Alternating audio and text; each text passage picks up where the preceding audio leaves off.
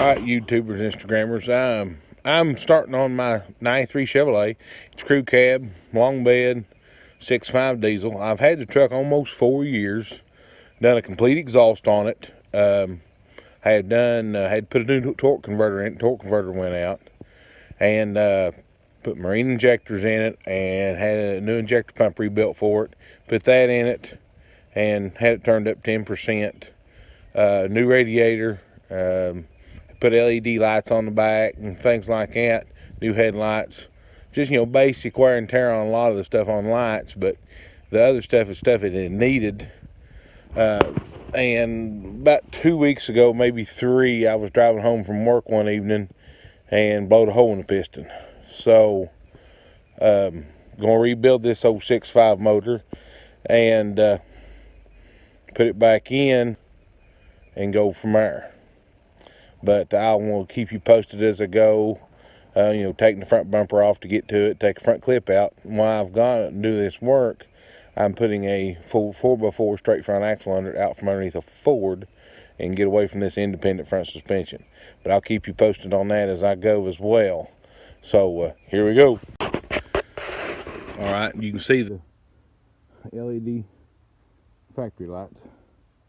The headache rack, I've changed LED lights on the brake lights. I've got LED backup round lights, and then I've got LED fog lights for there too. That's all I've done on lights on the back.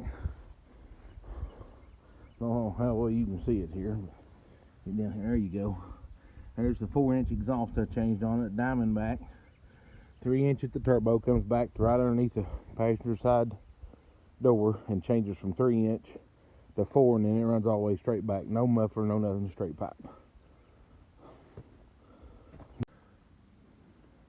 Alright, now, front bumper's off. Told you guys to start it, let you see what's going on. It's actually got a hole in the piston there, so let me start the truck up and show you.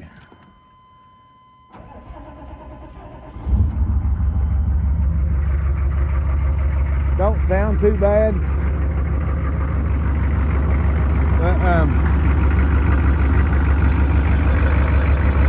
That is not normal.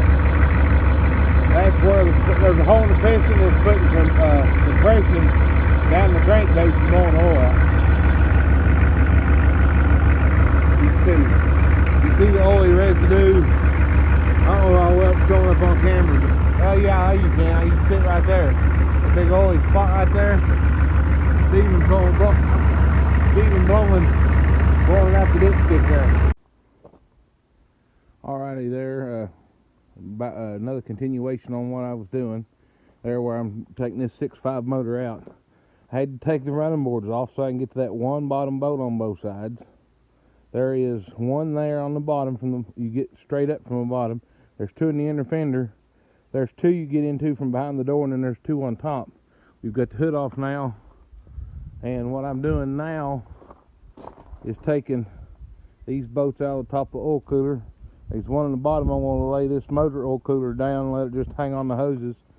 And then this long skinny one is for power steering. I'm hoping I can feed it back through the hole that it comes through over here behind that marker light, but I don't know that for a fact. I may have to actually crack the lines off of it. I don't know. I'm hoping I can leave it hooked up. And I ain't decided yet what I'm doing here. I know the air conditioner ain't no gas in it because I ain't used it in 2 years. So I may just crack the lines right there and feed the lines back through the cradle. And I've got the bolts out down in here that hold the cradle down to the frame. So only thing left to do is back in the engine bay, taking radiator hoses and stuff loose. And then this front clip will be ready, just about ready to set off. So here we are so far on a 6.5 diesel rebuild and rebuild of a 4-wheel drive all at the same time. Alrighty, here's something else while I'm working on this on this truck. I'm going to take a whole front clip off and things, but the reason for doing that and pulling that motor, for one, is to make it easier. 2, I can get in there and change all this torsion bar suspension out. I'm putting a straight axle conversion underneath the front of this Chevrolet. But there again, that's another story in the process as I work. So I'll show you more as I go. Thank you. See you. All right, here we are again. Same, of course, the same day, a little bit later. Got the front clip off. Had to take the running boards off, like I said earlier, to get that bottom bolt on the fenders. I want to do some patchwork on the rocker panel on this side. It's got a few places need fixed. The other side's in great shape. But while I've got it down, I want to come from right in here all the way down the truck, front and back, including the flares on the fenders on the front and the back, and the bumper and bed line, all that. And in that flat spot, I'll put me a red pinstripe. But this thing definitely looks different without no front end on it. There it is. So I'm going to start pulling parts off that motor to get it ready to come out, make it as light as possible, making my life a little easier so I can pull heads off before I pull everything off a wheel. But here's the start of it. So me and the kids picked that front clip up. I had started it off already and had it forward about 6 inches, sitting on frame horns, and I went and grabbed them. They come out, and we lifted it up off and set it on the ground in front, and then me and the kids carried it around behind the truck and set it down. So here we are, taking the 6.5, pulling the 6.5 out and rebuilding it.